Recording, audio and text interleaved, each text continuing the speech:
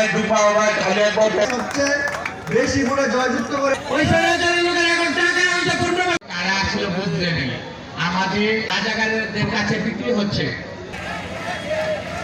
আমরা ইনশাআল্লাহ এই পর্যায়ে 8 নং ওয়ার্ড যুব সম্মানিত উপস্থিত কাজী মনিরুজ্জামান সাহেব আজকের প্রধান অতিথি দূর করবো এবং মনির ভাইয়ের আপনি শক্তিশালী করবো। স্বপনের নেতৃত্বে একটি বিশাল মিছিল লাখো মানুষের নয়নের মনে মিছিলে এসে পৌঁছেছেন, সবাইকে মিছিলে এসে পৌঁছেছেন আসার জন্য বাইজিৎ ম্যাক্সিম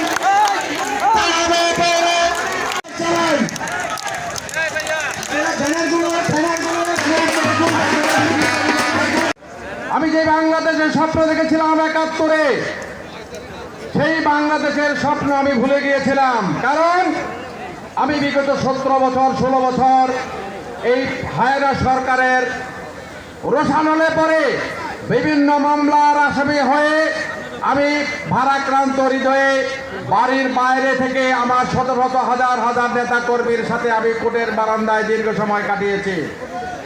কিন্তু আমার সেই হতাশা, সেই ভয় কিছুই আমাকে কুপকাত করতে পারে নাই।